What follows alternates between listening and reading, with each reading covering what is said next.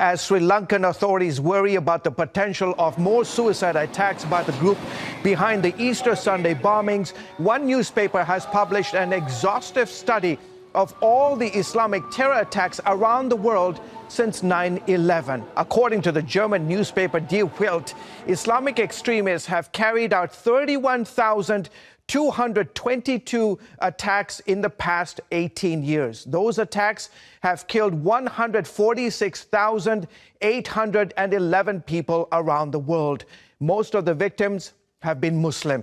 The newspaper analyzed all the information gathered by the Global Terrorism Database at the University of Maryland to come up with the numbers of attacks and lives lost.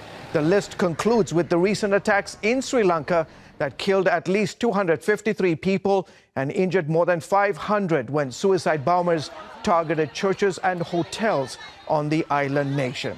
Joining me to discuss the impact of those sobering numbers is Mohammed Tawhidi. He's a third-generation Iranian-born Australian Muslim and author of The Tragedy of Islam, Admissions of a Muslim Imam. Mr. Tawhidi, thank you so much for coming on the show. The research shows the geography of Islamist terror stretches today from Europe to the Middle East, Asia, and Africa.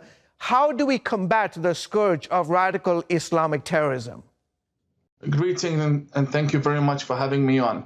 Firstly, in order for us to combat and tackle this wave of terrorism, we need to understand that the definition of terrorism that we use is different from that of the jihadists. The jihadists do not believe that what they are doing is wrong. They believe it is noble to blow themselves up, and therefore there is a clash in understanding in what exactly is going on.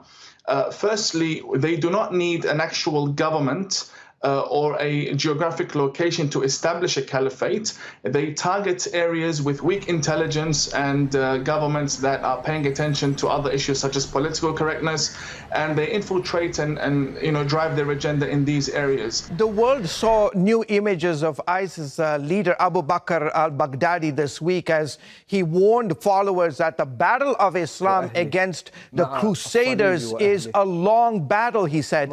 Do we know how to fight this battle, and are we prepared to engage in sort of the long haul of this battle? Well, your question is, do we know how to fight this battle? Of course we know how to fight this battle, but are we prepared to take on this battle? We can fight this battle, and it's very easy. We deport every extremist imam in the country.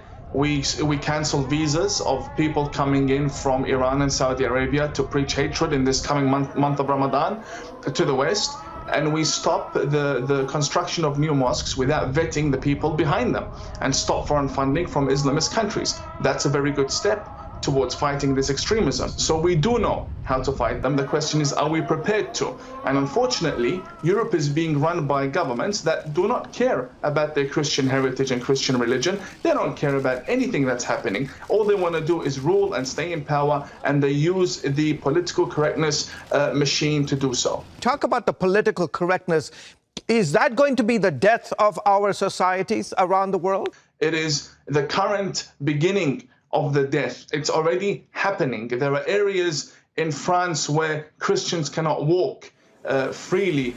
President Macron has come out saying that the Islamist movements want to secede from France. This is a leader of a country telling you that he has lost control. He's admitting finally that he has lost control. There are serious agendas being played in that region. Look, I am a Muslim, but I cannot live in an Islamist theocracy. I can live in a Christian government based on their constitution, because that is where peace lies. I can't live in a place where ISIS rules the area.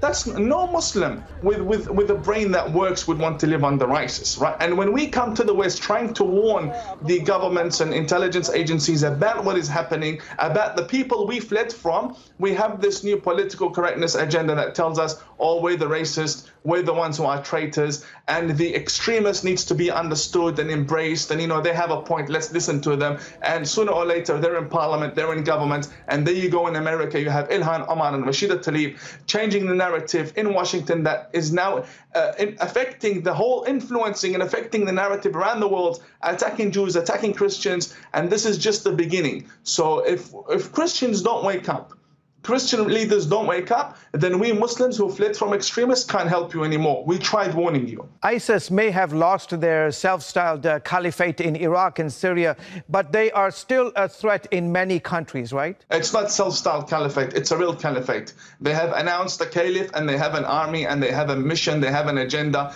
and they have a lot of influence, and they have politicians in the West that love them, and they have people who lead organizations, not-for-profit organizations in Australia that refuse to condemn them. They have an agenda that is widespread in different names. It is a well-established caliphate. Let's be real about it. We are fighting a real caliphate. We're not fighting a so-called caliphate. This is the true extremist, Islamist, militant ideology that is taking over our lands and our countries. And you see, with one attack, they took 300 lives in Sri Lanka, injured over 500 people. This is not a so-called caliphate. This is a caliphate in action, and we need to treat it as a caliphate in action, take it seriously, and drive them to the ground.